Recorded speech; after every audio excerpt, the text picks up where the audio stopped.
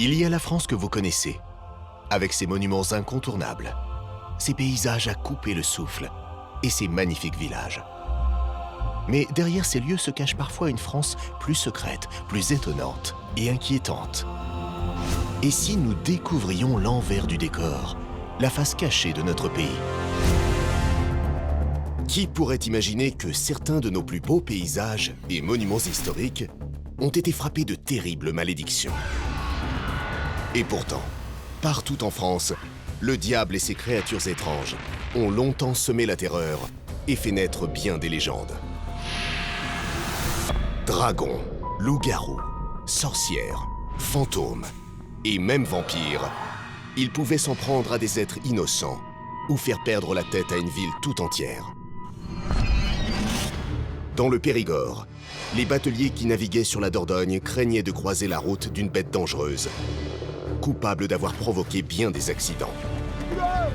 Ces naufrages étaient attribués à un monstre que l'on a appelé le coulobre, coulobre voulant dire serpent en occitan. Les créatures redoutables obéissant au diable peuplent également nos forêts.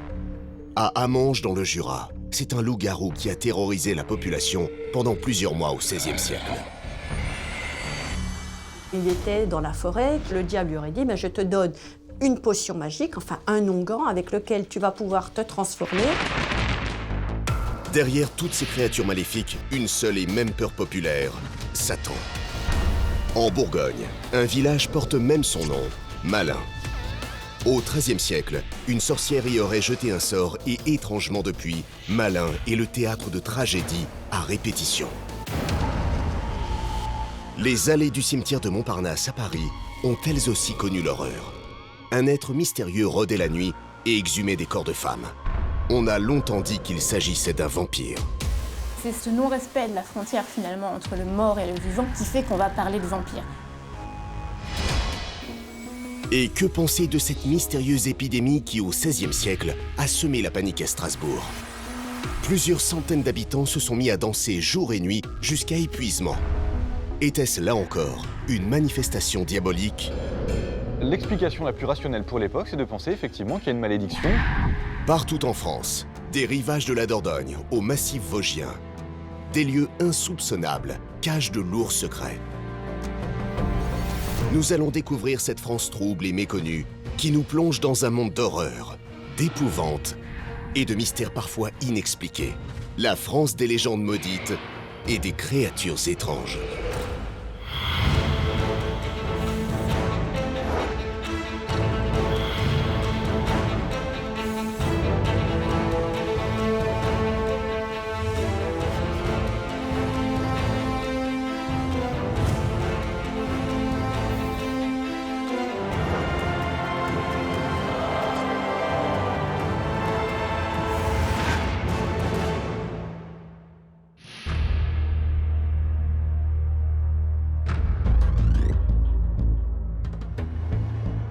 Avec ces monuments, Paris est un livre d'histoire à ciel ouvert. Mais certains d'entre eux cachent des histoires terrifiantes. C'est le cas du cimetière de Montparnasse. Le cimetière du Montparnasse abrite, comme tous les cimetières, bien des mystères, bien des secrets. Au XIXe siècle, ce havre de paix est devenu le terrain de jeu favori d'un macabre personnage. Le matin, au cimetière du Montparnasse, on trouve à plusieurs reprises des corps exhumés et très gravement mutilés. C'est épouvantable, enfin, donc c'est l'horreur absolue. Qui a pu commettre de telles atrocités? Un homme? Une bête? Un démon? Cette personne semblait dotée de capacités extraordinaires que le commun des mortels n'a pas. Pendant plusieurs mois, les découvertes macabres se sont succédées. Sur certains corps exhumés, des traces de morsures. Pour la presse, un seul être peut être capable de tels actes. On l'appelle le vampire du Montparnasse. C'est le vampire. On est face à un personnage qui visiblement n'a pas les mêmes craintes que le commun des mortels. Un être mystérieux, qui n'a pas de visage, qui n'a pas de nom. Les enquêteurs vont tout tenter pour démasquer celui qui terrorise tout Paris. On dit qu'il est immortel, qu'il a quelque chose de démoniaque. Le vampire choque profondément la société de son époque parce qu'il ne respecte pas la frontière entre la vie et la mort. Qui se cache derrière ce monstrueux personnage? Quelles sont ses motivations? nous allons découvrir l'histoire secrète et sinistre de cette nécropole parisienne. Une histoire vraie qui a fait frissonner la France entière au XIXe siècle.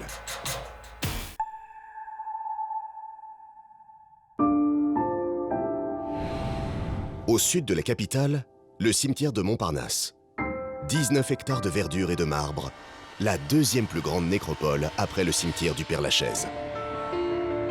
Eh bien, nous sommes ici dans l'un des plus beaux espaces verts de Paris, puisque l'on dénombre environ 1200 arbres. Lorsqu'il accueille ses premiers hôtes le 25 juillet 1823, le cimetière est hors de la capitale, à quelques mètres de la barrière d'octroi. Les cimetières intramuros ne pouvaient plus accueillir et il fallait, pour des raisons de salubrité, faire sortir cette population de Paris. Si le jour, le cimetière est un espace dédié à la sérénité et au recueillement, la nuit, il attire une population hors la loi. C'est un lieu qui est vraiment à la marge de la ville. C'est un lieu où le soir se rencontrent des populations qui ne sont pas les populations des bons bourgeois et des habitants qui vivent en bons pères de famille. 20 ans à peine après son ouverture, le cimetière va connaître l'épisode le plus effroyable de son histoire.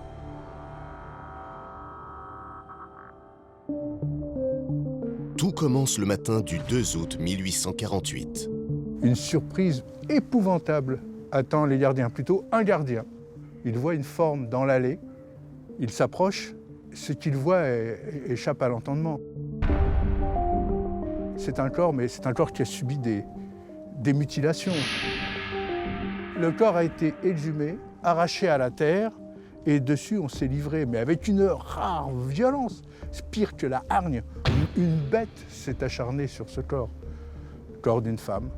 La presse s'empare de l'affaire comme un fait divers, mais plus que ça finalement, quelque chose de proche du surnaturel. Parce que ça s'est passé la nuit, parce que ça s'est passé dans un cimetière, et parce que ça s'est passé aux portes de Paris. Les interrogations sont nombreuses concernant cet acte insensé. On ne comprend pas vraiment qui a pu faire ça, pour quel motif, si ce n'est que peut-être c'est l'œuvre d'un fou. Et on se dit que ça ne se reproduira pas.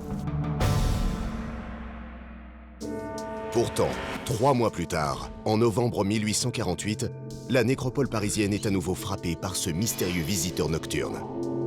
Et cette fois, ce n'est pas un corps, mais plusieurs qu'un gardien retrouve exhumés le matin. Les corps sont décrits comme étant encore plus mutilés que dans le premier cas, lacérés, les entrailles sorties. J'imagine la tête de ce gardien qui, le matin, a cette vision, mais c'est épouvantable, enfin, c'est l'horreur absolue. Il y a tout un récit qui se met en place, très intriguant, quasiment fantastique. Cette récidive affole les Parisiens. Qui ose s'en prendre à leur mort? Une créature monstrueuse? Un être surnaturel? On est à la frontière entre le civilisé et l'animal, finalement, et le sauvage, et ça inquiète beaucoup. On est face à un personnage qui, visiblement, n'a pas les mêmes craintes que le commun des mortels, n'a pas peur d'être sur le territoire des morts, de les déranger. Il semble frayer dans un univers tout à fait effrayant, peuplé de tout ce qu'on peut imaginer la nuit dans les cimetières, et ne pas craindre du tout ni finalement les morts, ni les vivants. Pour la presse, un seul mot convient pour qualifier cet être mystérieux qui rôde la nuit. On l'appelle le vampire du Montparnasse. C'est le vampire. C'est ce non-respect de la frontière finalement entre le mort et le vivant qui fait qu'on va parler de vampire. Et on va fantasmer autour de ça qui peut être cette personne qui n'a aucun visage, aucune présence finalement. Les gardiens du cimetière enquêtent pour démasquer le coupable. Ils cherchent notamment à comprendre comment il parvient à exhumer des corps. Au XIXe siècle, vous avez des chapelles construites pour des familles très aisées, mais vous avez également les plus pauvres, soit qui sont inhumés dans des sépultures indépendantes, mais à même la terre, dans un linceul, ou alors dans une fosse commune. Ce sont des tombes qui sont facilement accessibles. Il n'y a pas de monument qui peut empêcher qu'on creuse la terre. Il recherchait une tombe fraîche, de façon à ce que la terre soit encore meuble. Des fois, il tombait sur un homme, s'acharnait sur lui à coups de sabre. Et éventuellement, s'il était tranquille, il cherchait une autre tombe, il cherchait une femme en fait. Ses proies de prédilection, c'est un prédateur au fond, ce sont des femmes et des jeunes filles. Et lorsque sa recherche aboutit, le vampire se livre à des actes inqualifiables. Une fois qu'il a réussi à la déterrer, il commet sur elle les actes les pires. Il la réduit en morceaux, il déchire les intestins et il la mordille. Le vampire de Montparnasse épouvante la population. Il devient source de tous les fantasmes. D'aucuns ont pu penser à l'époque qu'il y avait un démon qui s'était glissé en lui et qui s'emparait de son corps. Démon ou pas, les gardiens du Montparnasse sont obsédés par l'idée qu'ils reviennent semer le chaos. On attend le retour de ce vampire avec des gardes qui se mettent en place, avec des gardes qui ont des chiens, qui sont armés. Après plusieurs semaines de recherche, on pense enfin avoir repéré l'endroit par lequel il pénètre dans le cimetière sans être vu. Nous sommes ici à l'une des limites historiques du cimetière du Montparnasse, la rue de Froidevaux, qui est juste de l'autre côté de ce mur, qui à l'époque était une palissade. Et c'est ici, à quelques mètres près, que le vampire de Montparnasse franchissait la dite palissade avec une souplesse extraordinaire. Il était digne d'un Batman. Grâce à cette découverte, la traque va enfin pouvoir commencer. Les gardiens, qui étaient d'anciens militaires, ont tendu un piège. Et ce piège, c'était une pétoire dissimulée sur une tombe. La gâchette était reliée au sommet de la palissade par une petite corde. Un piège fatal est sur le point de se refermer sur le sombre visiteur. Il n'était pas question de le capturer. L'ordre avait été donné, et les gardiens étaient tout à fait prêts à l'exécuter, était donné de le tuer. Et une nuit de mars 1849, la pétoire se déclenche. Il va déclencher la machine, mais il va réussir à prendre la fuite. Capable d'échapper au plus ingénieux et mortel des pièges, l'insaisissable vampire est source d'hypothèses irrationnelles. On dit qu'il est immortel, qu'il a quelque chose d'étrange, enfin, de démoniaque. On se doute maintenant qu'il n'y a pas de raison que cette personne ne revienne pas et ne recommence pas, même si on ne sait pas pourquoi.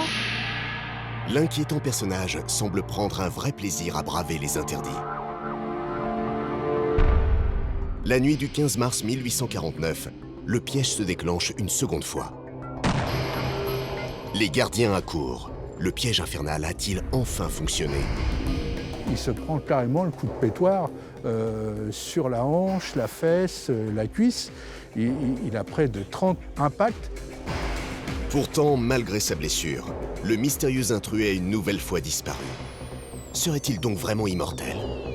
Il est blessé, cette fois assez gravement, mais il laisse des traces sur place.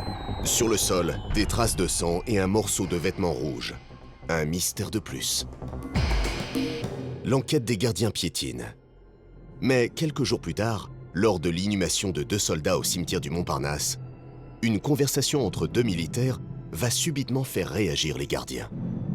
C'est là que le pot au rose sera découvert, à cause de ces militaires qui vont dire, eh bien, l'un des nôtres est hospitalisé et il a été blessé d'une façon assez particulière il y a 2 jours.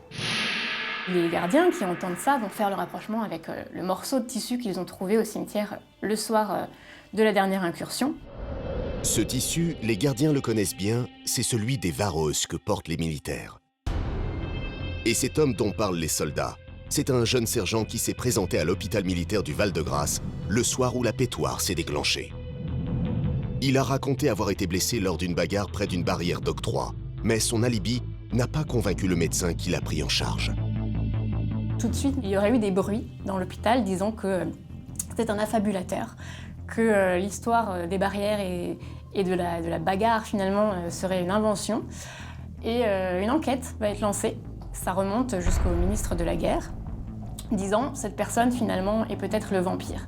Tout ça va se mettre en place finalement très rapidement, puisque l'information, quelques jours après, va tomber. On aura enfin officiellement le nom du vampire. L'identité du vampire déchaîne la presse. Il s'appelle François Bertrand. Il est sergent d'une garnison basée au Jardin du Luxembourg, situé à quelques pas du cimetière de Montparnasse. En découvrant son visage, la population est abasourdie. Il a 25 ans. Il a eu une bonne éducation. Il a été envoyé au séminaire chez les prêtres. C'est quelqu'un qui est très bien éduqué, qui présente bien par ailleurs. C'est un jeune homme avec des beaux yeux, un beau visage, très discret. C'est le candidat au romantisme. Il n'est pas très grand, il est blond, il a le visage fin, c'est le gars bien tourné, bien fait de sa personne. On a du mal à imaginer que ce garçon soit devenu un monstre la nuit. Là, on est complètement dans une situation inattendue et ça va d'autant plus fasciner. À son procès, la foule se presse, curieuse, vindicative et terrifiée. On y apprend que le monstre au visage d'ange a su cacher ses penchants morbides pendant des années. Rien dans son attitude n'aurait permis de le soupçonner. Il avait des maîtresses, et il s'en vantait d'ailleurs, il disait « je les comble, elles sont satisfaites ». De garnison en garnison, il brisait des cœurs, mais il n'osait pas dire que morte, c'était mieux que vivant. Au fil des jours, l'épais mystère entourant l'accusé va quelque peu se dissiper. Notamment grâce au témoignage du médecin du Val-de-Grâce qui a obtenu les aveux du sergent Bertrand. Bertrand, au procès, dit clairement devant le tribunal « Allez-y, dites tout, docteur », parce qu'il ne peut pas tout dire lui-même. Ce que le sergent ne peut avouer, ce sont les motivations intimes qui le poussaient vers les cadavres de femmes. Certains médecins disent qu'il mutilait les corps et notamment les organes génitaux pour cacher le fait qu'il ait violé les corps. Le médecin a conclu que c'était une véritable pathologie. C'était un malade. On est face à des faits totalement nouveaux, totalement inédits et impensables en fait pour la population à l'époque. Le sergent Bertrand est le premier cas connu de ce que l'on appelle aujourd'hui un nécrophile. Pour ce criminel hors norme, on s'attend à une condamnation exemplaire, mais le verdict va être plutôt déroutant. À cette époque, la peine est d'1 an maximum parce que ce n'est pas un crime qu'il a commis, c'est un délit. La loi n'avait pas prévu qu'il puisse y avoir des individus du genre de Bertrand. Après avoir purgé sa peine, il est envoyé en Algérie pour des travaux forcés. À sa sortie, il s'installe au Havre où il se marie. Il se croyait débarrassé de ses pulsions, mais elles ont peut-être ressurgi. 20 ans après l'affaire du vampire de Montparnasse, une étrange découverte secoue les habitants du Havre. La presse a fait état de corps qui avaient été arrachés à la terre, qui avaient subi le sort des victimes du prédateur de Montparnasse. Coïncidence ou récidive, le mystère du plus célèbre des vampires français reste entier.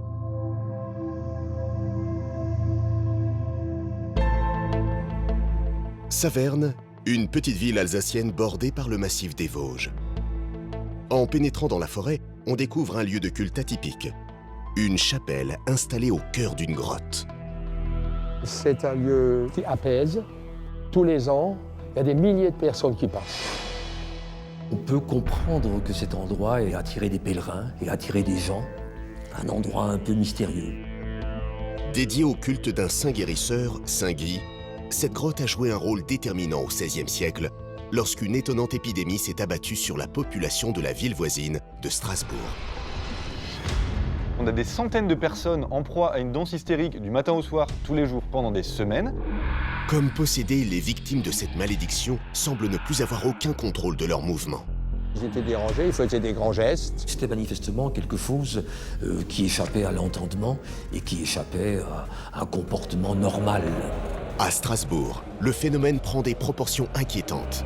La ville est complètement dépassée par les événements. Mais pourquoi ces femmes se transforment-elles en danseuses hystériques? L'explication la plus rationnelle pour l'époque, c'est de penser effectivement qu'il y a une malédiction. Pour enrayer le mal, on est prêt à tout. C'est alors que vient l'idée d'un mystérieux pèlerinage à la grotte de Saverne. C'était une sorte de rituel d'exorcisme qui était pratiqué. Alors, quel étrange secret renferme cette grotte? Pourquoi les malades étaient-ils convaincus de trouver ici une solution à leur malédiction? Une histoire incroyable mais vraie, l'une des plus étranges survenues en Alsace.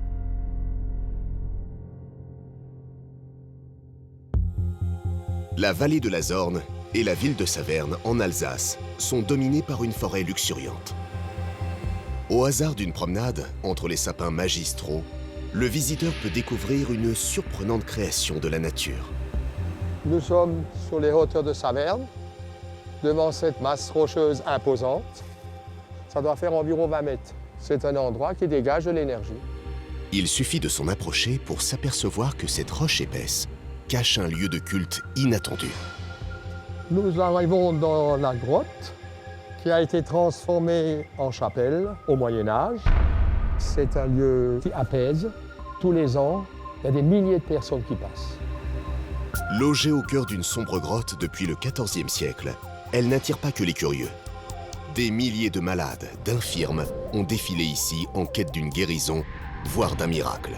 Car la chapelle est dédiée à un saint guérisseur, Saint Guy, qu'ici on appelle aussi Saint Vite. Les gens qui venaient ici ressentaient ces ondes telluriques. C'était un lieu particulier. Des femmes en mal d'enfant venaient déposer sur l'autel de la chapelle Saint-Vite des petits objets en forme de crapaud. Cela symbolisait l'utérus.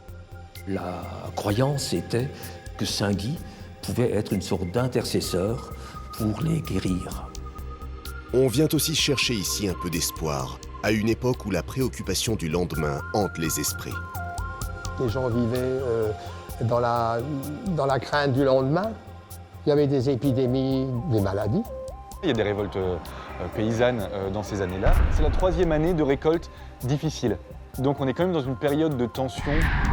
C'est dans ce contexte qu'au XVIe siècle, cette chapelle atypique a vu défiler des centaines de personnes touchées par une épidémie hors du commun.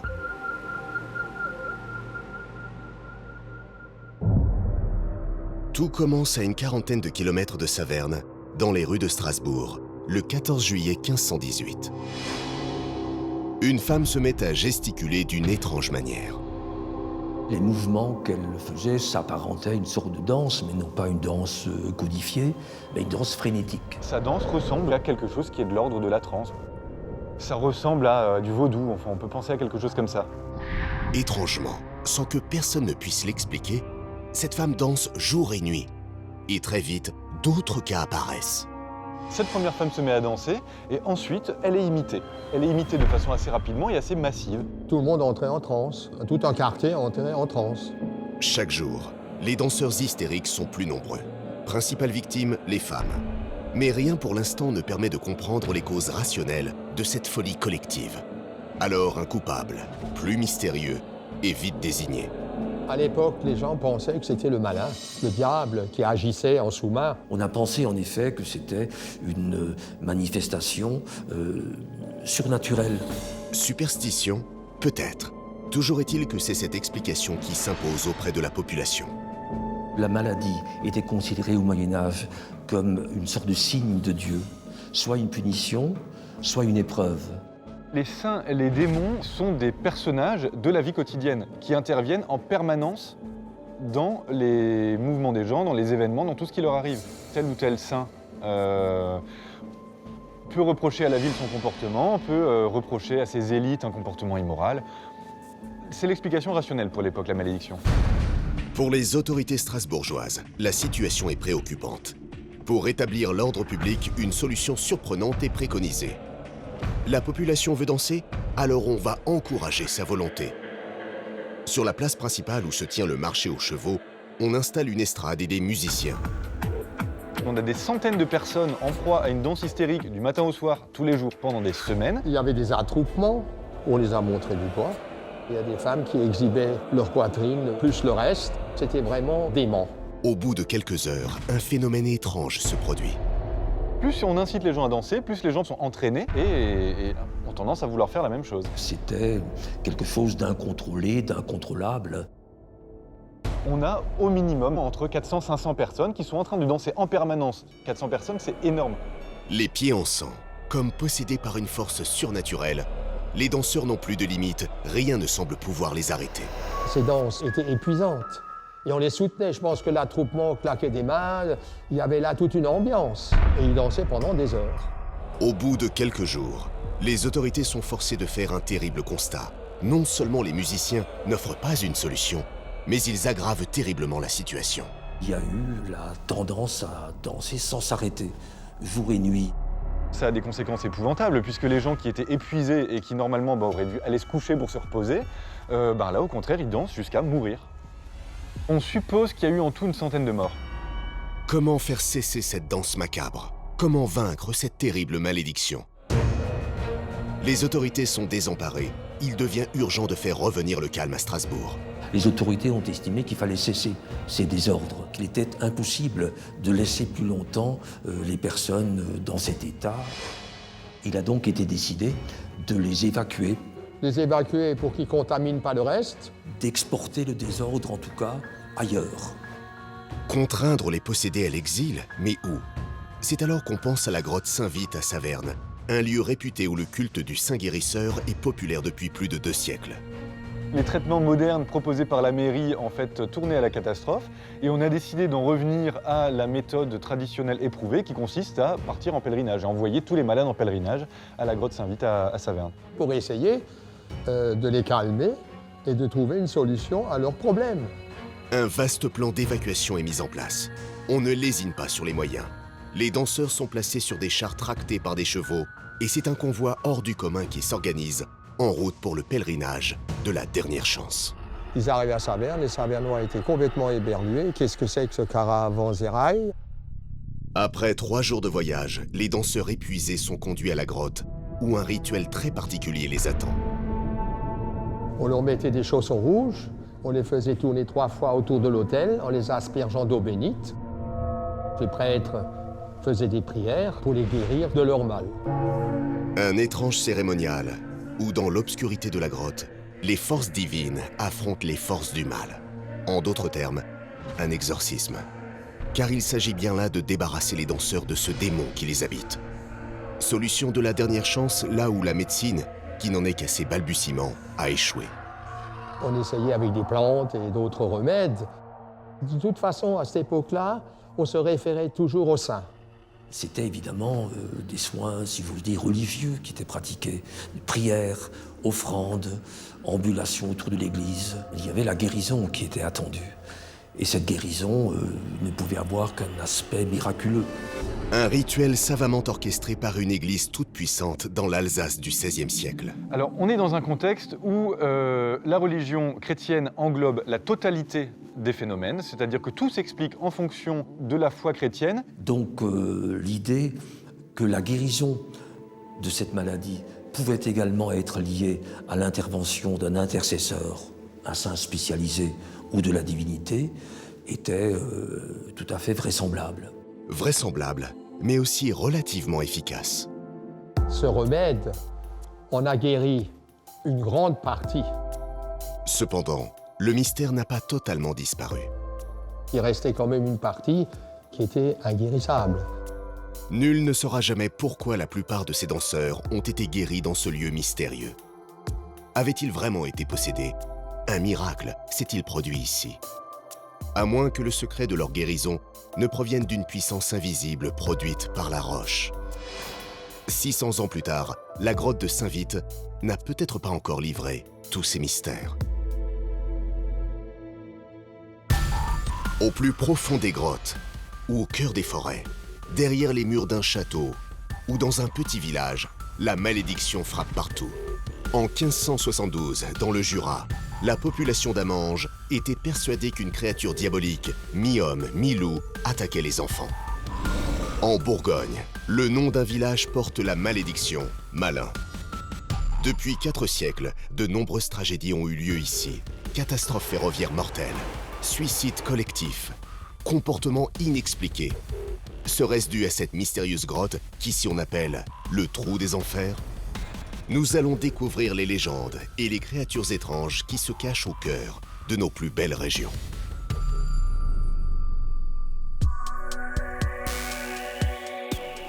Dans le Jura, près du village d'Amanges, la forêt de la Serre dégage une certaine sérénité. Pourtant, au XVIe siècle, ce décor de rêve a sombré dans la tragédie. En 1572, dans la région d'Amanges, on découvre dans les bois 3 enfants qui ont été tués. Tous les corps ont été retrouvés mutilés. On dit qu'on a mangé une partie de leur corps. Qui a pu s'en prendre à des enfants et s'acharner sur eux avec autant de barbarie? Un animal féroce? Un tueur sanguinaire? Un être démoniaque? Il va y avoir un amalgame entre ces enfants qui ont été tués et la possibilité que ce soit quelqu'un qui soit lié au diable qui les a tués. La population est terrorisée. Surtout que certains enfants ont raconté avoir échappé de justesse à une créature monstrueuse. Ils disent qu'ils ont été agressés par un loup avec des mains d'homme ou avec un visage d'homme. Ces enfants pensent vraiment qu'ils ont été agressés par un homme loup. On imagine, parce qu'à cette époque-là, c'était une croyance forte, l'existence d'un loup-garou. C'est-à-dire une personne qui est capable, le temps de la nuit, de se transformer en loup-garou et de devenir donc une bête féroce, immonde, assoiffée de sang et de chair fraîche. Un loup-garou mangeur d'enfants? Comment est-ce possible? C'est un cas exceptionnel. C'est vraiment le mystère diabolique incarné. 5 siècles plus tard, à Hamange, la créature diabolique fait encore frissonner la population, comme vous allez le constater.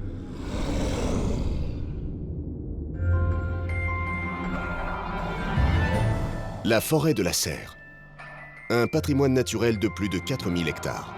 Ici, on est quasiment au sommet de la serre. Ce qui domine ici, c'est cette forêt très très vaste, un petit peu vallonnée. La forêt, un monde chargé de mystères. Depuis la nuit des temps, on l'associe aux pires créatures.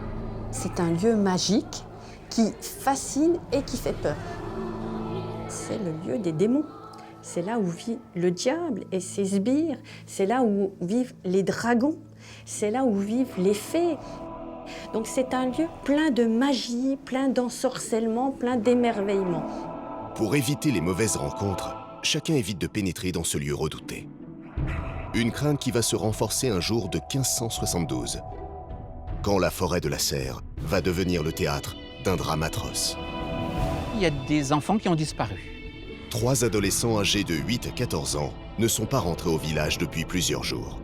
À Hamange, la panique et l'inquiétude rongent la population.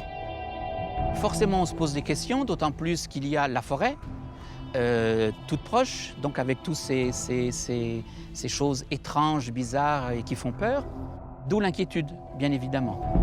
Après une interminable attente, l'impensable va se produire. Le village a basculé dans l'horreur parce qu'on a retrouvé les corps, mais on les a retrouvés mutilés. Les habitants découvrent une scène de crime abominable qui dépasse l'entendement. Ils sont mangés. Ces enfants que l'on retrouve, ils sont vraiment abîmés, c'est-à-dire qu'ils ont été dévorés. C'est une vision d'horreur. Une créature menaçante rôderait donc dans l'immensité de la forêt de la Serre, assoiffée de chair fraîche. La population est sous le choc et cherche une explication. Qui peut s'en prendre à des enfants? Pourquoi s'acharner sur leur corps avec une telle barbarie? Ça pourrait être la faute d'un loup, mais sur la scène de crime, il y a quelque chose qui est extrêmement intéressant pour les enquêteurs, c'est que ces enfants ont été dénudés. Un loup n'aurait pas déshabillé un enfant. Le problème, c'est qu'un homme, quant à lui, n'aurait pas dévoré des corps d'enfants. Ça va interpeller les lieutenants, ça va interpeller la population, et on ne va pas penser que c'est le crime d'un être humain, tant c'est horrible. Seul quelqu'un de diabolique a pu faire de tels actes sur des enfants qui représentent l'innocence. Les forces du bien et du mal obsèdent la population au XVIe siècle. On envisage les pires scénarios. Est-ce l'œuvre d'un démon? À moins qu'une malédiction se soit abattue sur le village? La réaction, c'est qu'est-ce qu'on a fait de mal pour mériter ça? Quel est notre péché? Mais ce qui affole le plus les villageois, c'est le témoignage de 2 enfants, 2 véritables rescapés. Ils disent avoir échappé aux griffes d'une bête fantastique. Ils disent qu'ils ont été agressés par un loup avec des mains d'homme ou avec un visage d'homme. Ces enfants pensent vraiment qu'ils ont été agressés par un homme loup. Une créature mi-homme, mi-loup, autrement dit un loup-garou. Une croyance populaire très ancrée dans les mentalités d'alors.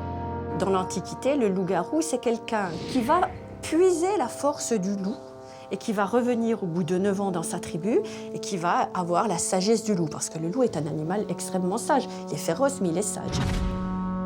Au XIVe siècle, il y a une transformation totale du loup-garou. Il y a plusieurs légendes qui racontent qu'un homme a été ensorcelé, qu'il devient fou, qu'il va dans la forêt et en effet qu'il commence à manger des petits-enfants.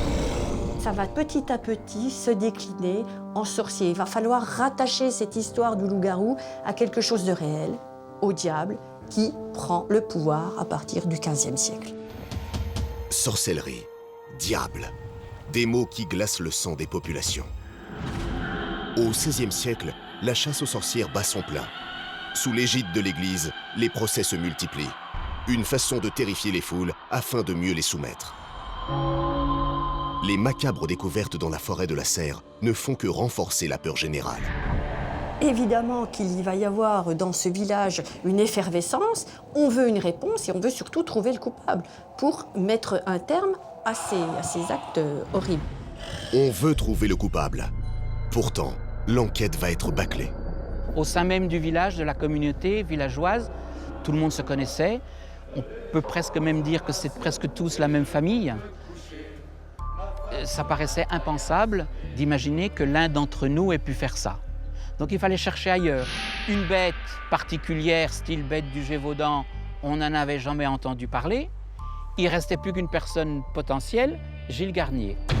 Mais qui est donc ce Gilles Garnier vers qui tous les regards se tournent? Depuis plusieurs semaines, il est au centre de toutes les conversations, car il n'est pas de la région. Gilles Garnier est originaire de Lyon, c'est un Lyonnais qui a décidé de quitter sa région, peut-être suite à quelques affaires peut-être mystérieuses, peut-être problématiques pour lui. Cet étranger venu en famille intrigue.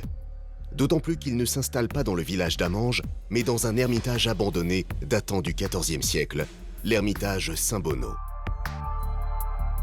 L'ermitage est vide et donc il décide de s'y installer avec sa femme et ses enfants. Commence une nouvelle vie pour lui en plein milieu de la forêt. Donc là, on rentre dans le bâtiment. Ce bâtiment est composé de 2 pièces principales qui sont rectangulaires, une dizaine de mètres de long, 3-4 mètres de large. En contrebas, on a 2 pièces carrées qui se succèdent, dont on ne connaît pas non plus forcément la fonction. On a retrouvé pas mal de briques brûlées. On peut imaginer qu'il y avait un foyer, un four. On a trouvé également pas mal de vaisselle de table. Cet abri, spacieux et confortable, est une aubaine pour le chef de famille. Mais à Amanges, depuis son arrivée, on s'interroge. Qui c'est celui-là? Qu'est-ce qu'il vient faire? Pourquoi il a quitté sa région natale? Et pourquoi il vient s'installer chez nous? On a quelqu'un qui est en marge de la société. Un inconnu qui arrive peu de temps après le drame effroyable. Les conclusions sont vite tirées. Quand on n'a pas de réponse, on trouve un bouc émissaire. Sans doute que la population a vu dans cet étranger un coupable idéal qui lui permettait de répondre tout de suite à la question. Voilà, c'est l'étranger qui a tué nos enfants. C'est plus facile et puis ça rassure, ça réconforte un petit peu. On a une douleur, c'est de la faute de lui, de cette personne-là ou de ce groupe de personnes. Voilà, ça évacue. Gilles Garnier serait un homme le jour et loup-garou la nuit? Qu'importe le manque de preuves, la population a trouvé son coupable et elle veut sa peau. Les autorités soulagent la haine des villageois en prenant une décision tout à fait exceptionnelle. Le Parlement de Dole va autoriser les paysans à s'armer, ce qui est interdit. Normalement, les paysans n'ont pas le droit de s'armer.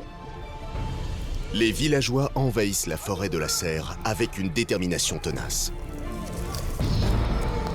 Ils y vont avec hargne, vengeance et envie d'en découdre et d'en finir avec lui. Au cœur de la mystérieuse forêt, nul ne sait vraiment comment cette improbable traque va se terminer. Puisqu'on croit au loup-garou, on pense qu'on va tomber sur un loup-garou. En arrivant devant l'ermitage Saint-Bonneau, pas de loup-garou, mais un homme, Gilles Garnier, impuissant, accablé par la rumeur et la peur paysanne. Gilles Garnier va être arrêté, il va être mené à la prison de Dole, et puis il va être torturé. La torture, sentence obligée et terriblement efficace pour pousser aux aveux celui que la foule considère comme un sorcier. Il dit, oui, qu'il était dans la forêt, qu'il était triste, qu'il était affamé, qu'il se demandait comment il allait nourrir ses enfants et que le diable lui aurait dit, je te donne une potion magique, enfin un onguent avec lequel tu vas pouvoir te transformer. Et en effet, il se frotte avec cette graisse magique et il devient loup. Et il va courir et il va, soi-disant, tuer des enfants et ramener à manger à sa famille. Gilles Garnier avoue-t-il sous la torture pour en finir avec les accusations qui l'accablent? Est-il coupable des meurtres perpétrés dans la forêt de la Serre? ou tout simplement désigné par la vindicte populaire comme un bouc émissaire idéal, il emporte son secret sur le bûcher où son sort est scellé. Mais après sa mort, le mystère de l'homme de la forêt demeure entier. Il n'y a plus de crimes sur les enfants après la mort de Gilles Garnier. Quant à son habitation, l'ermitage Saint-Bonneau, elle a été définitivement livrée à la forêt. Personne n'a plus jamais voulu pénétrer dans ce lieu définitivement maudit.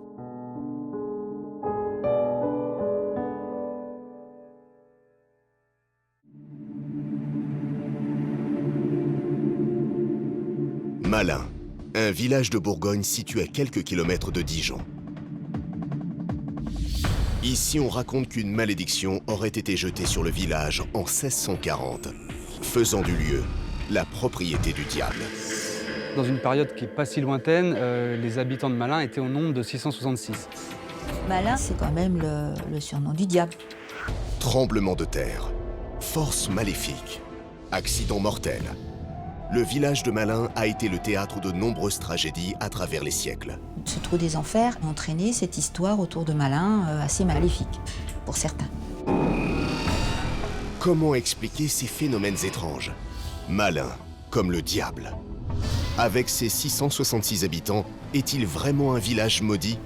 Plus que jamais, il semble être connecté à Satan. Malin était maudit, hein. Maudit par qui? Par le diable.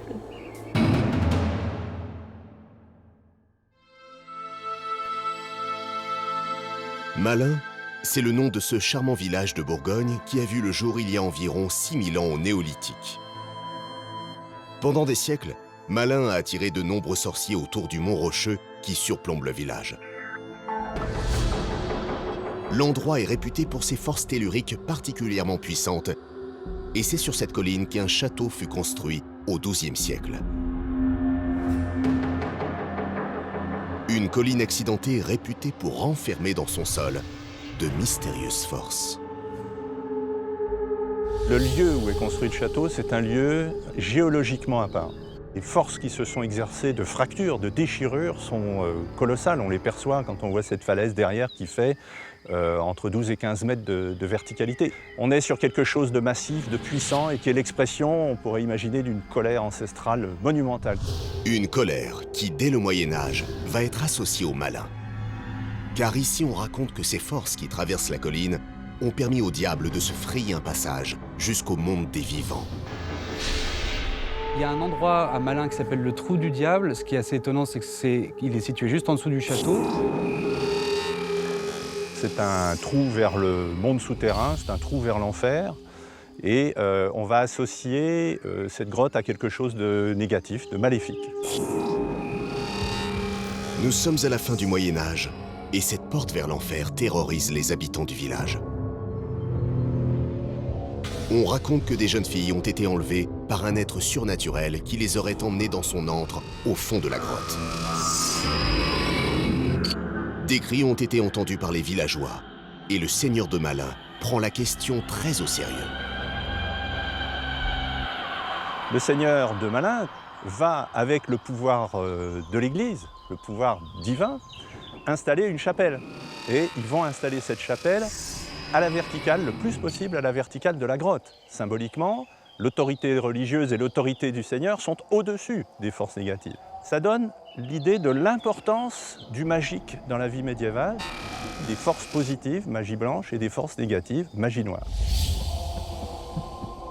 On dit que la présence de la chapelle, juste au-dessus de cette porte de l'enfer, a fini par déchaîner les éléments.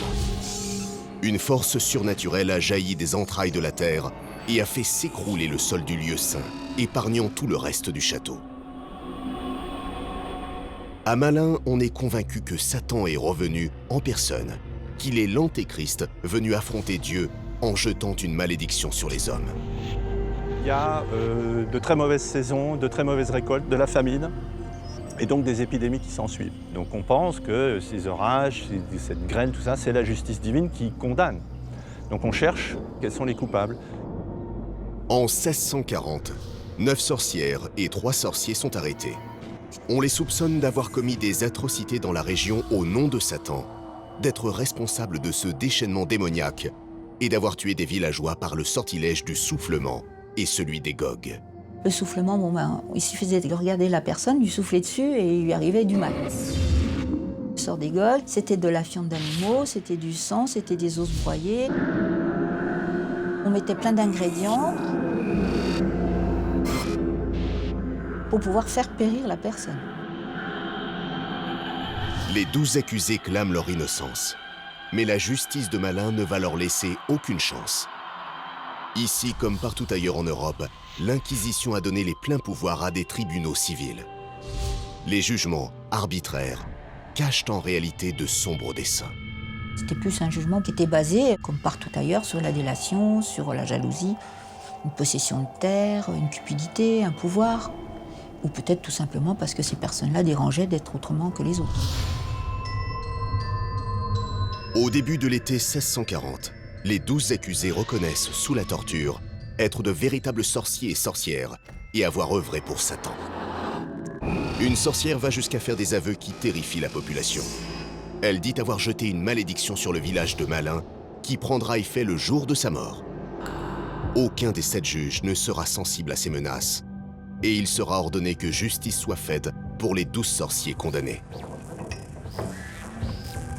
On demande justice et pour décider qui est innocent et qui est coupable, on les attache, on attache par les pouces, c'est-à-dire on lie les pouces des mains et les pouces des pieds.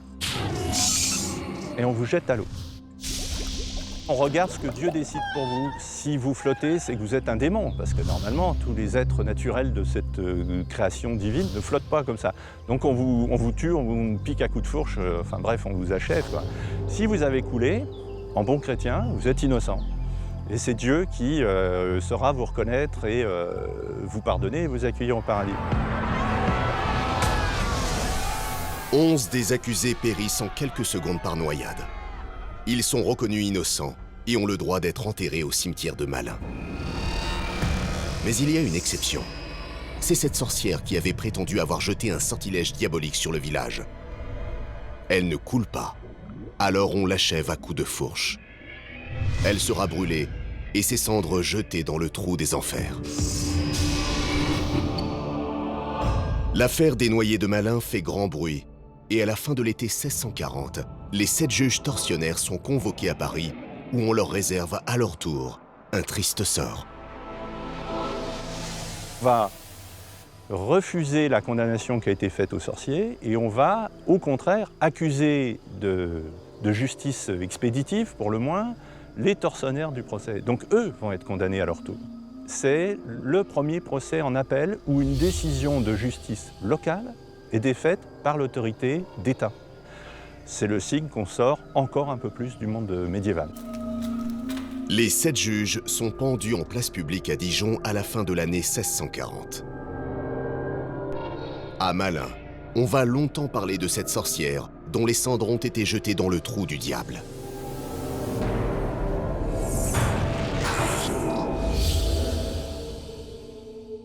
A-t-elle vraiment lancé une malédiction sur le village pour se venger de ses bourreaux? À Malin, on raconte que ce sortilège démoniaque a plongé le village en enfer. Ce trou des enfers a entraîné cette histoire autour de Malin assez magique et assez aussi peut-être maléfique pour certains. Étrangement, à Malin, on dénombre une impressionnante série de morts. 28 suicides provoqués par des possessions démoniaques. Des morts aussi troublantes que violentes qui ont marqué les habitants de Malin. Malin est resté synonyme de maléfique quand même dans certains esprits. Il y a eu beaucoup de délires du genre de voir des sorcières voler, de voir des sabbats et de voir le diable et de voir des gens un peu bizarres partout, quoi. Le plus surprenant, c'est que cette malédiction semble avoir traversé les siècles. Possession, morts étranges, sortilèges. Malin pourrait-il réellement être frappé d'une malédiction? Ici, de nombreux phénomènes restent inexpliqués, d'autant plus que des accidents étranges vont faire davantage de victimes à une époque proche de la nôtre.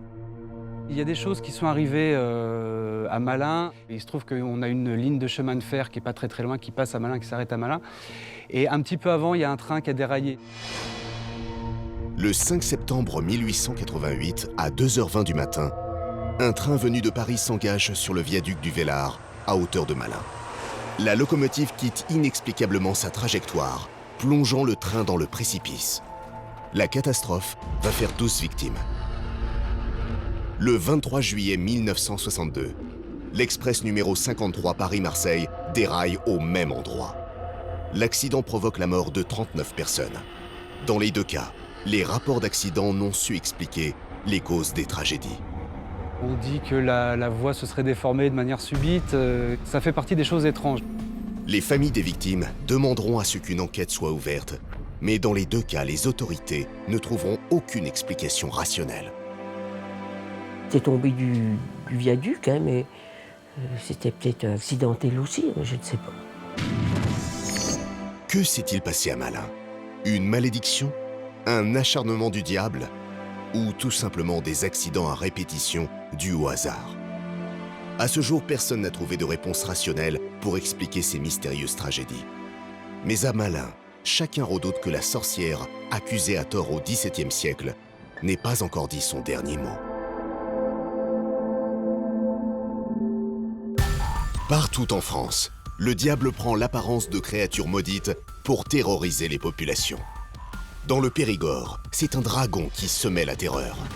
Les bateliers qui naviguaient sur la Dordogne craignaient de croiser sa route et de périr avec leur embarcation. Dans l'Allier, d'étranges apparitions ont été observées au château de Vos suite à une malédiction. Un fantôme, plus exactement une dame blanche, serait apparue au XVIe siècle, mais aussi il y a à peine 30 ans. Était-ce aussi un fantôme qui hantait l'église de Saint-Étienne-l'Allier en Normandie, au point de faire naître la légende de la messe maudite? Chaque soir à 23h, une mystérieuse lueur bleue apparaissait à l'intérieur du lieu saint, provoquant la panique dans le village. La France des légendes et des créatures étranges n'a pas fini de vous faire frissonner.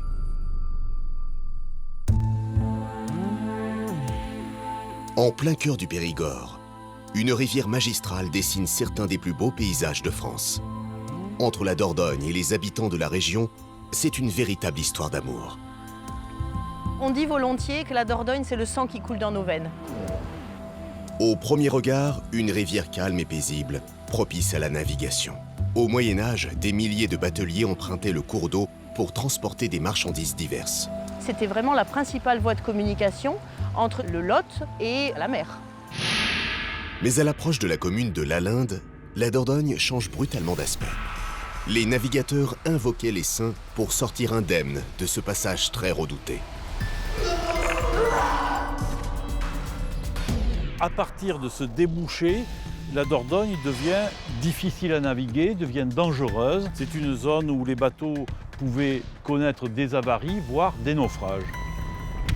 Cette zone était tellement dangereuse, ils ont cru que cette zone était maudite.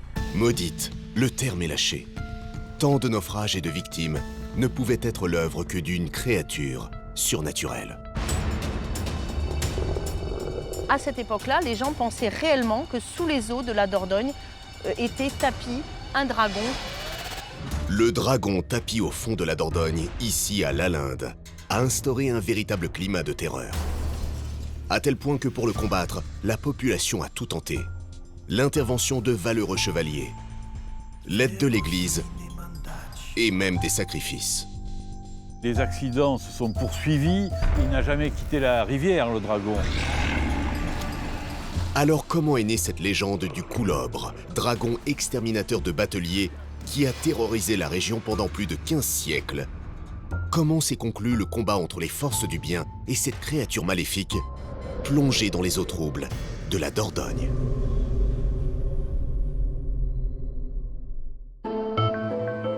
À quelques kilomètres de Sarlat, la Dordogne coule paisiblement entre falaises et champs cultivés.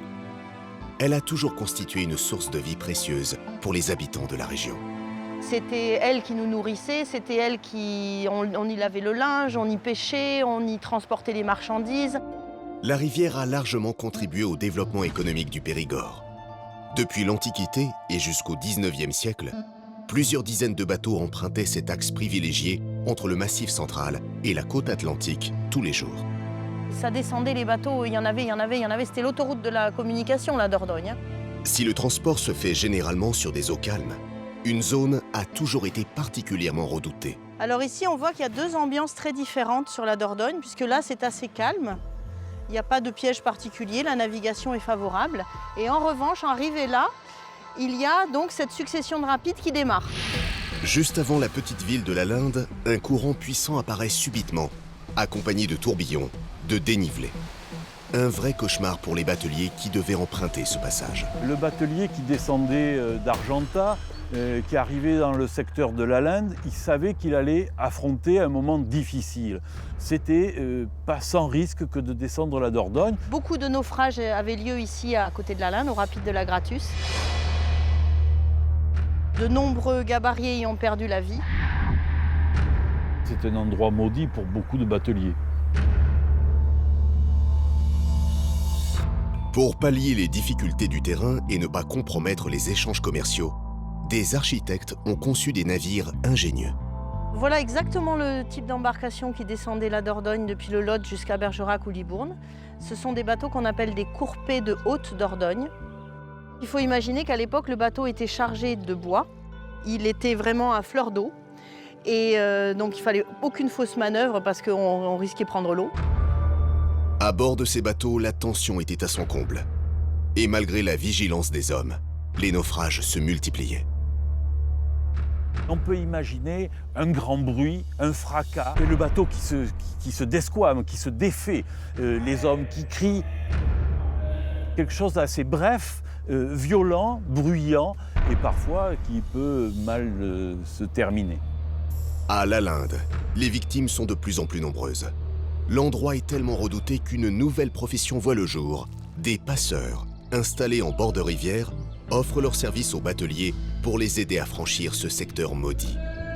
Les passeurs étaient nés des accidents récurrents qui arrivaient tous les ans. Les gabariers étaient vraiment coincés et obligés de passer par ici, obligés de s'en référer aux passeurs pour survivre à ça. Ils étaient vraiment pieds et poings liés par cette situation quand même très difficile. Ces hommes qui connaissaient parfaitement la Dordogne ont peut-être sauvé quelques vies. Mais on dit que certains ont parfois abusé de leur pouvoir. Les passeurs ont pris vraiment beaucoup d'importance et certains ont abusé et en ont profité pour se faire payer assez cher, très cher, voire même ils sont allés certains jusqu'à racketter les gabariers. Mais les passeurs ne suffisent pas. La Dordogne continue à faire des victimes. On cherche donc d'autres explications. Les remous de la Linde ne doivent pas être l'unique cause des naufrages. L'explication qui est volontiers donnée à cette époque était bien évidemment qu'il y avait une main maudite qui intervenait sur cette série de catastrophes et de naufrages. Pour les anciens, c'est une puissance, et cette puissance, il faut la qualifier. Et pourquoi pas la qualifier à travers un dragon, un elfe, que sais-je encore. La Dordogne était volontiers considérée comme un monstre qui pouvait dévorer les humains très rapidement d'une seconde à l'autre. Cette main maudite a fini par prendre forme. Dans les eaux troubles de la rivière, on a cru apercevoir une créature géante et diabolique. Ces naufrages étaient attribués à un monstre que l'on a appelé le coulobre, coulobre voulant dire serpent en occitan. C'est un terme générique, coulobre, couleuvre, serpent, dragon, griffon, chacun y va de sa lecture. Un mystérieux dragon dans la rivière, la population y croit fermement. Aujourd'hui, on a un esprit plus cartésien, mais à cette époque-là, les gens pensaient réellement que sous les eaux de la Dordogne était tapi un dragon qui n'attendait qu'un signal, une énergie, un instant pour dévorer les gabariers et leur chargement. Chaque nouveau naufrage alimente les peurs. De village en village, la présence et l'existence de ce monstre des rivières ne fait aucun doute. La rumeur se propage, la créature prend vie dans l'esprit populaire. Ce coulobre était un genre de serpent géant qui avait des ailes aussi, une gueule énorme qui crachait des flammes et qui mangeait les gabariers. Ce monstre était tellement énorme qu'en fait la queue du monstre était sur les hauteurs de la Linde alors que sa gueule était dans la Dordogne. aux endroits où la rivière se fait dangereuse, eh bien, quand arrive l'accident, c'est le dragon qui s'est fâché pour certains.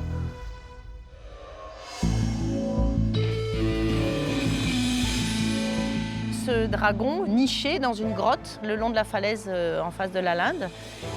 Quand il avait besoin, il venait boire ou manger dans la Dordogne. Le coulobre instaure alors un effroyable climat de terreur à la linde. S'il s'en prend principalement aux bateliers, il se raconte que sa colère peut s'abattre sur n'importe qui, homme, femme ou enfant. Le dragon peut frapper à n'importe quel moment, sans distinction. Le sentiment de crainte était très vite devenu un sentiment de terreur. Parce qu'il fallait tous les jours aller à la Dordogne. Il fallait chercher l'eau, il fallait laver le linge, il fallait y pêcher, il fallait... Voilà, donc on était sans arrêt en contact avec elle, donc sans arrêt en contact avec le danger. C'est alors que les habitants de la linde décident de réagir. Certains courageux prennent les armes. À cette époque-là, des hommes ont combattu le dragon et on ne les a jamais revus.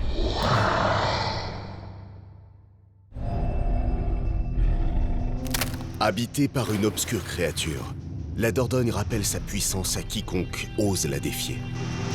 La population décide alors de changer de stratégie pour combattre le monstre. Elle lui offre ce qu'elle a de plus précieux. Les gens avaient tellement peur de ce coulobre qu'ils essayaient de trouver des solutions pour le calmer, pour l'apprivoiser, l'amadouer. On avait eu l'idée de lui offrir des vierges. Sur le bord de la rivière, on sacrifie des jeunes filles innocentes en offrande à un monstre invisible mais impitoyable.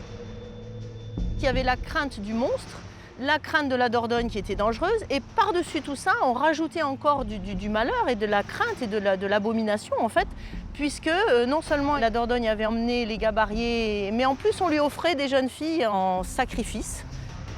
Ça rajoutait vraiment des crans dans la dimension de drame. Dramatique, tragique. Mais une fois encore, c'est un échec.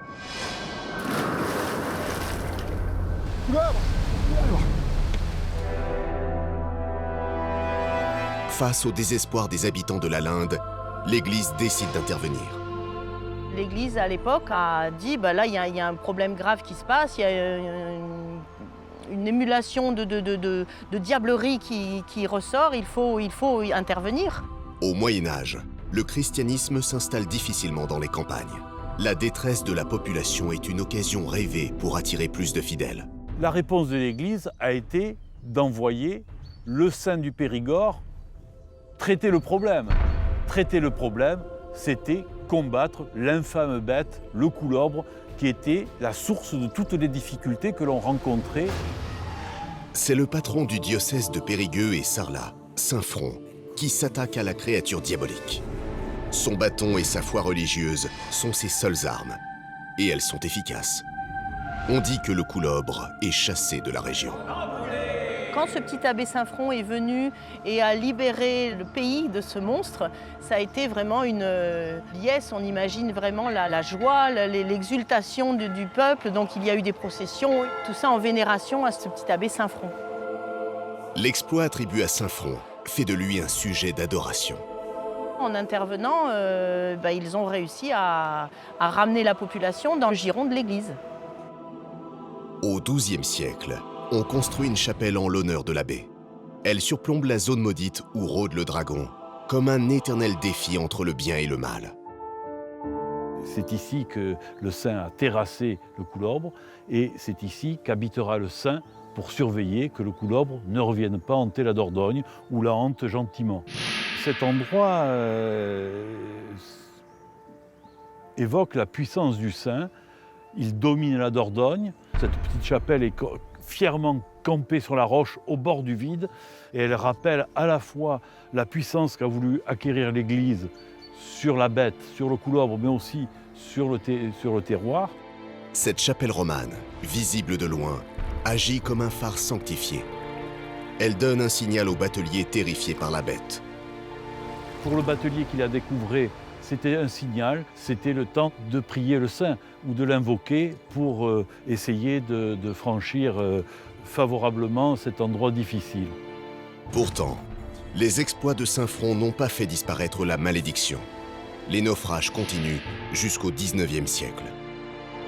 Le couleuvre a été terrassé par le Saint, donc il n'a pas été tué. Il a été dominé, il reste sous le contrôle, en quelque sorte, du Saint-Évêque. Même si le dragon avait été maîtrisé par Saint-Front, on n'est jamais à l'abri qu'il se réveille ou qu'il revienne. Alors le couleuvre aujourd'hui n'a pas disparu. On peut voir d'ailleurs à certains endroits la respiration, le souffle qui sortait de ses naseaux. Le dragon de la Linde a-t-il vraiment existé? Ici, le doute subsiste encore aujourd'hui. Le couleuvre reste présent dans les esprits, comme pour mieux se rappeler cette époque tragique où des gabariers risquaient leur vie ici, au pied du village.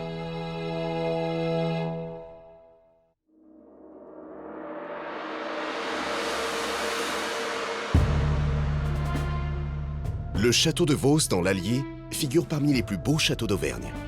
Un véritable joyau architectural, imposant, massif. Quand le visiteur arrive ici, c'est toujours le moment où il reste quand même sans voix. On arrive sur quelque chose qu'on n'imagine pas. Alors, il donne une impression de mystère quand on est face à cette masse, cette forteresse. Ce qui a contribué au mystère de ce château, c'est sa taille imposante, son architecture qui confronte plusieurs époques, mais pas seulement. Car le lieu a été le théâtre d'une surprenante et inquiétante histoire de fantômes.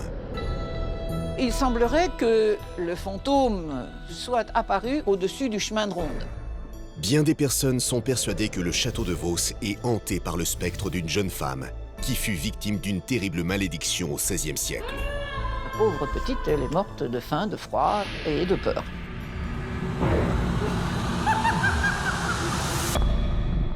Mais le plus étrange, c'est que contrairement à bien des légendes, des témoins au-dessus de tout soupçon ont pu constater ce phénomène étrange. Tout d'un coup, ils ont vu quelque chose. Ça bougeait, ça se manifestait, ça scintillait. Mais c'était pas très défini, hein. C'était assez flou comme forme. Rencontre bien réelle ou hallucination collective? Ces faits troublants qui restent inexpliqués placent Vos parmi les lieux hantés les plus mystérieux de France. Comment le site a-t-il pu hériter de ce triste privilège? Retour sur une histoire incroyable où l'amour et la jalousie seraient la cause d'une terrible malédiction.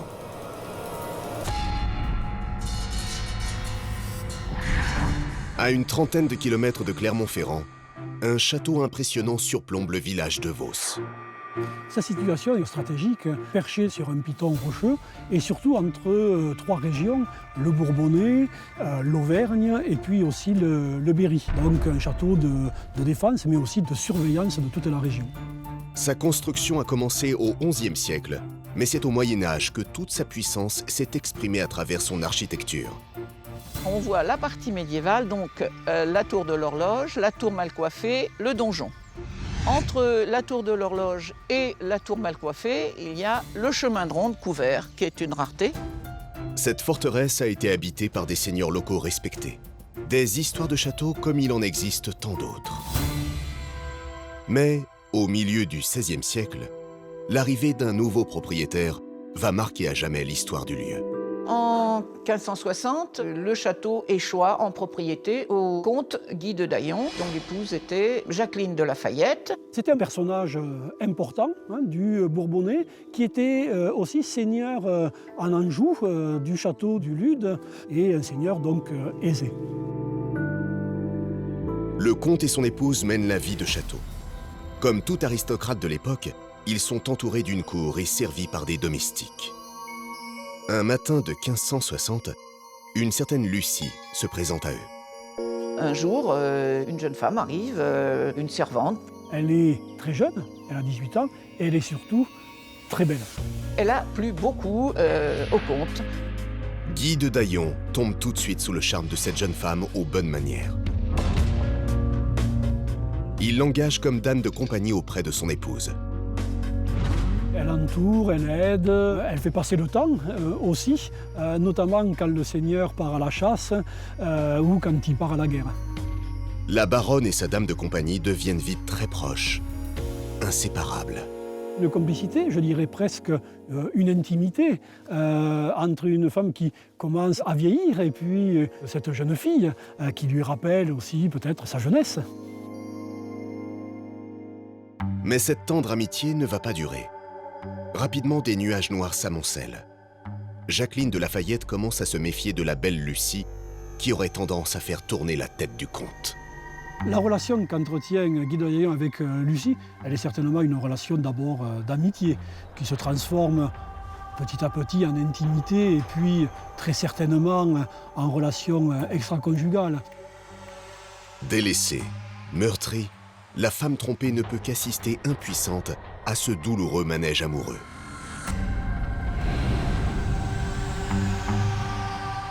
La comtesse, elle a dû avoir des doutes, certainement. Oui, mais que peut-elle dire par rapport à ça, à part de subir?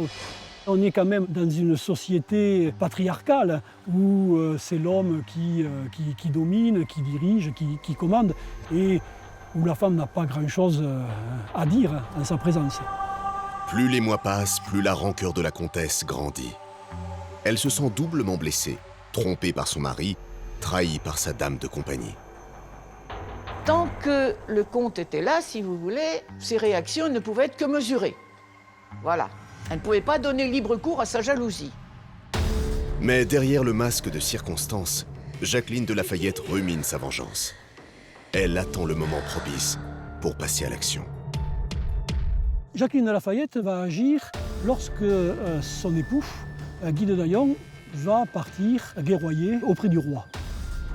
C'est le moment idéal. Elle sait qu'il va partir pour de nombreuses semaines, voire plusieurs mois. Quand le seigneur part guerroyer, c'est son épouse qui obtient tous les pouvoirs, droit de vie et de mort, et donc là, elle va pouvoir assouvir sa vengeance. Et la vengeance promet d'être terrible, à la hauteur des souffrances et des humiliations dont a été victime la comtesse. Elle décide de faire saisir notre brave Lucie et elle l'enferme dans la tour de l'horloge. Elle a choisi ici parce que cette pièce représentait quelque chose qui était le summum de l'endroit où on pouvait souffrir. Enfermée dans cette pièce sordide, sans nourriture, sans eau, sans rien, Lucie ne peut que maudire sa tortionnaire. Cloîtrée et abandonnée dans cette antichambre de la mort, Lucie n'a aucun échappatoire possible. La seule porte restée ouverte n'est qu'un cruel leurre.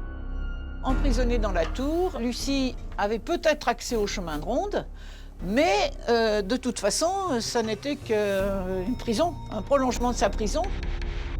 Difficile d'imaginer à quel point les heures et les jours ont dû être longs et pénibles pour cette prisonnière privée de tout, comme emmurée vivante.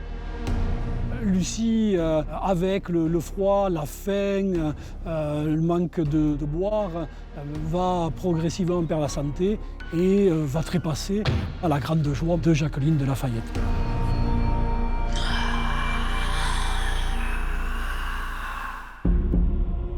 Dans la tour, les cris de désespoir de Lucie se sont tus à jamais. Mais le soir de sa mort, les villageois vont assister à un étrange phénomène. Les villageois voient, en pleine nuit, une lumière monter de la tour de l'horloge, et puis ensuite s'évaporer dans la nuit. Pour les habitants de Vos, pas de doute possible. Cette mystérieuse lueur ne peut être qu'un fantôme, une dame blanche. Beaucoup de châteaux ont des dames blanches, tout simplement parce qu'on pensait que ceux qui mouraient de mort violente revenaient hanter les vivants et revenaient sur les lieux où ils avaient été tués. L'apparition fantomatique à l'endroit même du drame ne peut donc signifier qu'une seule chose. Comme Lucie est morte de mort violente, elle revient hanter les lieux où elle est morte. Dans le village, les rumeurs et les ragots se propagent rapidement. On est persuadé que si Lucie est devenue une dame blanche, c'est à cause de sa maîtresse qui l'aurait maudite et condamnée à ne jamais revoir l'homme qu'elle aime. Depuis, la malheureuse traînerait son âme en peine dans les couloirs du château. Cette nouvelle, effectivement, s'est colportée d'habitant en habitant, de village en village, tout autour du château de Vos. Au XVIe siècle, l'histoire du fantôme de Lucie passionne les conteurs de la région. Enfermé, c'est ce qu'on dit au village. Au cours de veillées, il raconte cette mystérieuse histoire de foyer en foyer.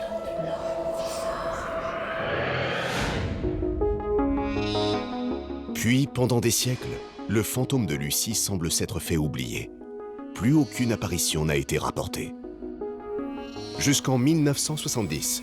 Cette année-là, un certain Tagory de la Tour devient propriétaire du château de Vos. C'est quelqu'un de cultivé, c'est quelqu'un qui lit énormément, qui compose de la musique. Tagory de la Tour souffre d'insomnie. Alors il passe de longues nuits à errer dans les couloirs du château. Quand, un soir, il a une vision. Il disait qu'il voyait une sorte de lumière qui passait, une sorte de silhouette qui s'évaporait rapidement, qu'il arrivait quand même à distinguer. Le phénomène se reproduit plusieurs fois. Pour Tagory de la Tour, plus de doute possible. Il en a déduit qu'il y avait un fantôme et que ce fantôme était celui de Lucie.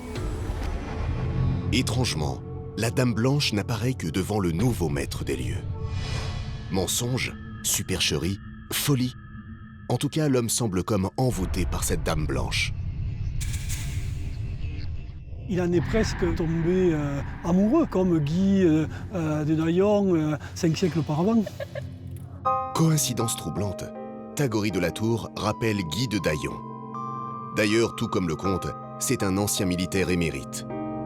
Mais ce que les villageois prennent comme des divagations commence sérieusement à l'agacer. Il était tellement persuadé, à mon avis, de l'existence de Lucie qu'il voulait que tout le monde le sache, quoi. Il voulait des preuves. Convaincu que le fantôme est dans ses murs, il fait venir plusieurs journalistes, dont une équipe de France Inter en août 1984. Au total, 8 journalistes investissent le château. Si cette histoire de fantôme les intrigue, certains sont quand même sceptiques. Moi, j'étais le plus cartésien de la troupe. Jean-Michel Coqui faisait partie de l'équipe de France Inter en tant qu'ingénieur du son. Et il se souvient parfaitement de cette soirée d'août 1984. C'est très étrange, hein, l'attente pour voir un fantôme dans un château médiéval du XIe siècle, dans le chemin de ronde. C'est incroyable. Il y a un silence. L'ambiance est très très lourde, très très lourde. Tout le monde est à l'affût. On avait fait en sorte de cerner le parcours.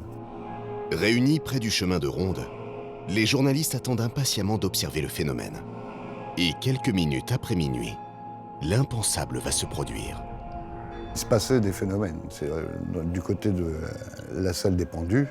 Jean-Michel n'est pas dans la même pièce que ses camarades, mais grâce à son casque, il ne manque rien de cette scène surréaliste.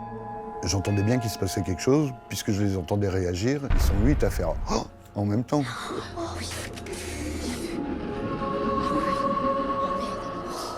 Donc ça, on ne peut pas le faire. Il faut qu'on voit quelque chose. Et surtout, j'entendais les flashs, donc il photographiait quelque chose. C'est alors qu'au même moment, un bruit étrange et assourdissant est enregistré.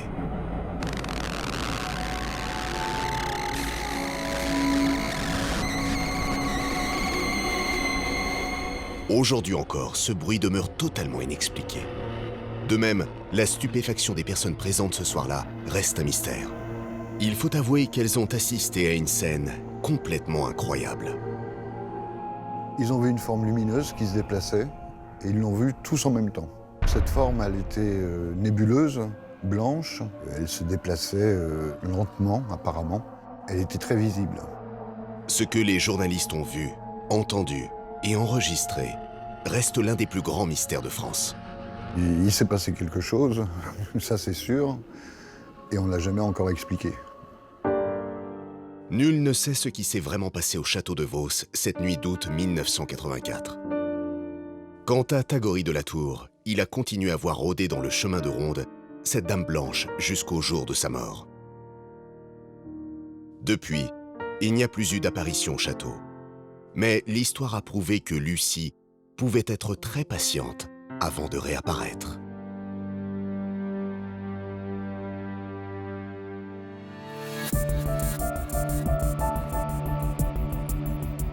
Nous partons à présent en Normandie, terre de légendes, de sorcellerie et d'exorcisme. Saint-Étienne-l'Allier n'a pas échappé à cette réputation. Ici, une élégante église du XIIe siècle aurait été le théâtre d'une mystérieuse histoire à rebondissements. C'était la nuit, les habitants ont vu une lumière. Cette lumière, elle se déplaçait à l'intérieur du cœur vraiment de l'église. Ça s'est passé de très nombreuses fois, c'était très souvent le soir que ça arrivait. Que se passait-il à l'intérieur de l'église? La population terrorisée était persuadée que cette lueur mystérieuse ne pouvait être qu'une manifestation diabolique. On attribuait ce genre de phénomène au diable. L'église avait-elle été frappée d'une malédiction? Pour percer le mystère, certains sont allés jusqu'à approcher cette étrange lueur. Ce qu'ils ont vu va glacer leur sang. En fait, ils distinguent une silhouette qui se déplace. L'église a-t-elle été hantée? Par quels moyens pouvait-on calmer la peur populaire et résoudre le mystère qui frappait le lieu saint? Nous allons découvrir la plus surprenante des légendes normandes, dont le titre à lui seul donne le frisson. La légende de la messe maudite.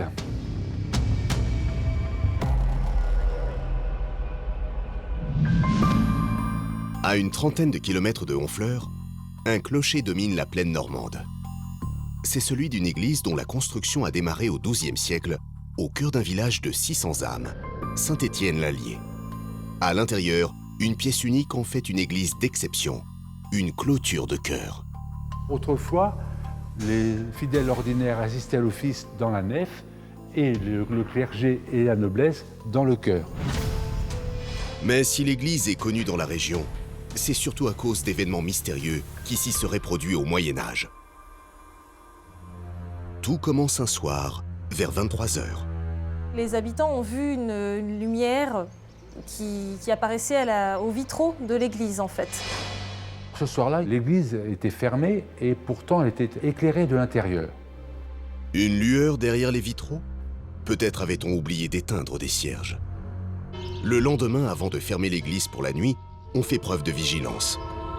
Mais quelques heures plus tard... Le soir suivant, il se passe exactement la même chose, avec une lumière qui apparaît à l'intérieur de l'église et qui fait briller les vitraux. Là, déjà, c'était un petit peu plus étrange comme coïncidence, quand même. Ce qui est d'autant plus étrange, c'est que cette mystérieuse lueur apparaît désormais tous les soirs, et toujours à la même heure, intensifiant ainsi la peur des villageois. Ça a marqué les esprits et certaines personnes, en fait, ont commencé à croire que c'était l'église en elle-même qui devenait vivante. La lumière avait tendance à vaciller, donc des fois à enfler, et puis à d'autres moments, au contraire, à s'apaiser un petit peu. Ça pouvait faire penser comme à un mouvement de respiration. Les vitraux qui s'illuminaient comme ça pouvait aussi rappeler des yeux qui brillaient dans le noir. Ils ont eu très peur. Ils se sont dit, mais là, il y a quand même un phénomène inexpliqué. Si ce phénomène est inexpliqué, il y a pourtant bien une crainte qui hante tous les esprits. Il y a pu avoir l'idée qu'une malédiction pesait sur l'Église en elle-même. On pensait peut-être que l'Église avait été victime d'un maléfice, puisqu'on n'avait pas trouvé d'explication. Les gens allaient beaucoup à la messe, priaient Dieu, mais le diable aussi avait une influence considérable. Le mystère de l'Église est au centre de toutes les conversations. Les villageois cherchent des réponses, mais personne n'est là pour les rassurer.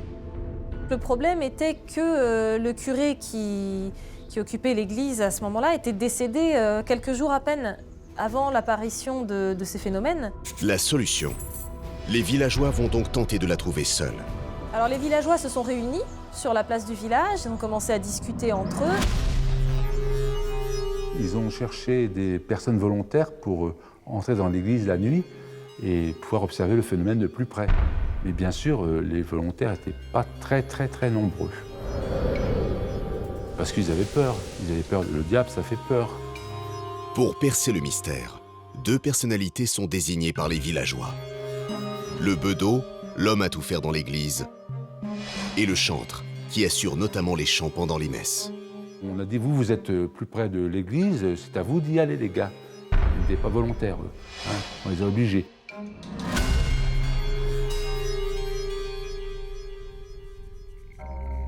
Les deux hommes se résignent à passer la nuit dans l'église.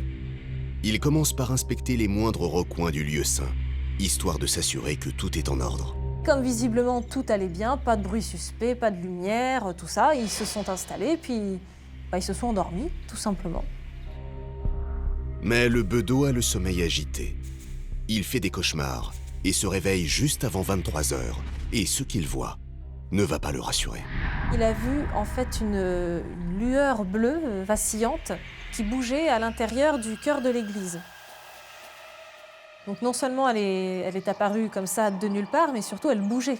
Elle est passée devant le maître-autel à plusieurs reprises d'ailleurs, avec plusieurs allers-retours. Totalement terrorisé par ce qui se déroule sous ses yeux, le bedeau tente de réveiller son compagnon, mais rien n'y fait. Alors il s'enfuit.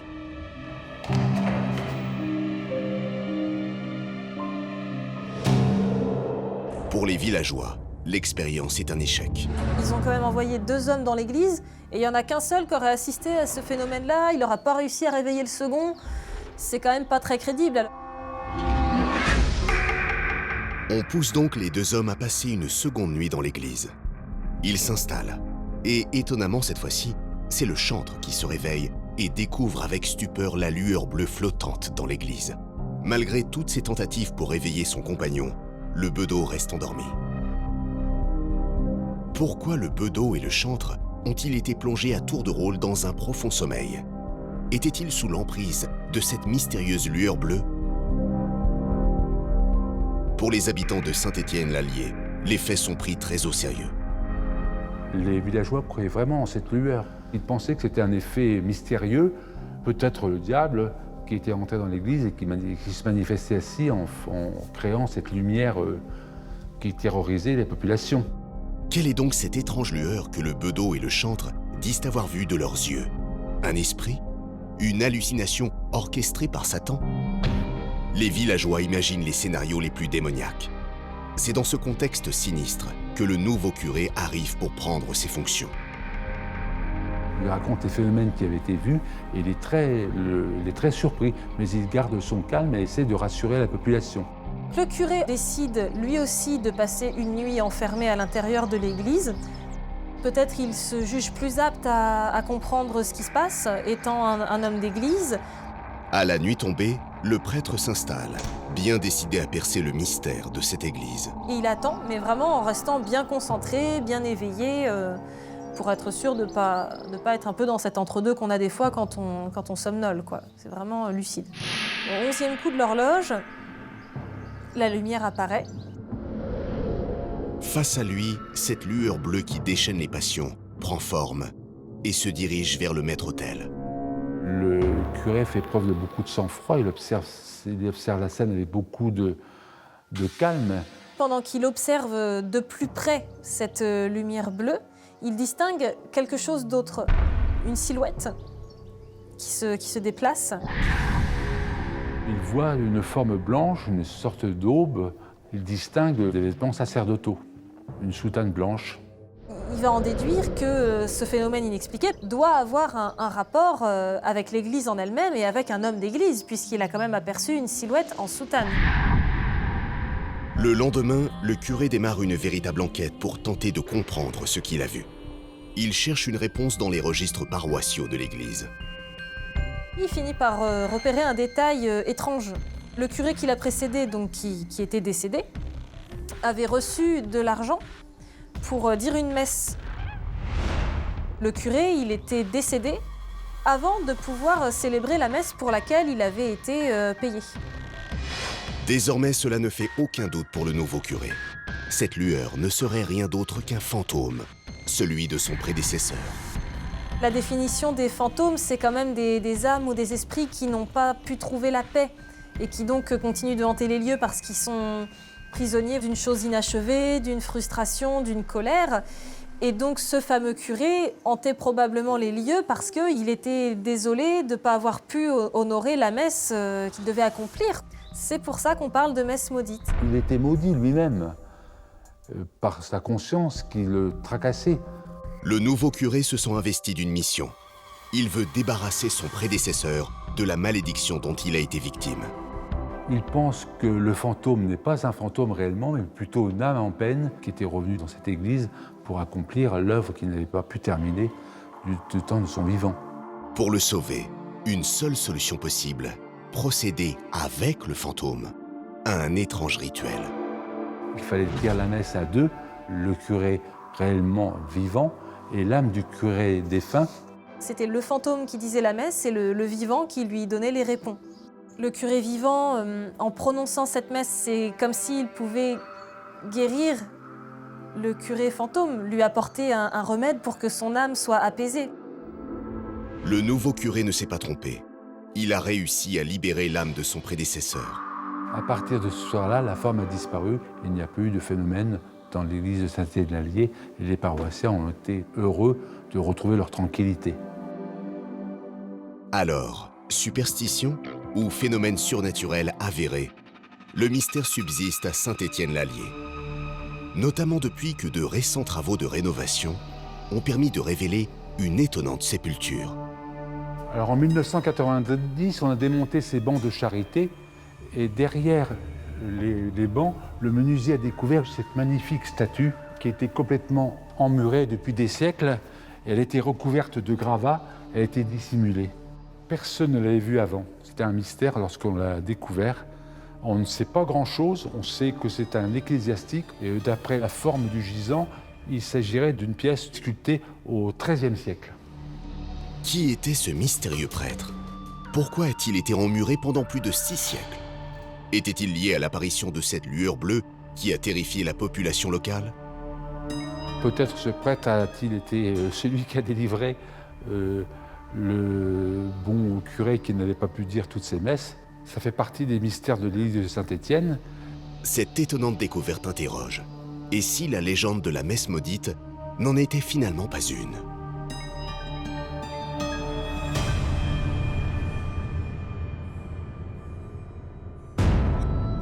Le patrimoine français regorge de merveilles, naturelles ou historiques. Pourtant, à travers les siècles, des manifestations longtemps inexpliquées ont été associées à des malédictions. Phénomènes surnaturels, crimes odieux, morts inexpliquées, créatures maléfiques. Quand le sort s'acharne, la peur populaire se généralise et envisage le pire. Superstition, soumission aux forces du bien et du mal, les mystères de l'histoire ont fait naître bien des légendes.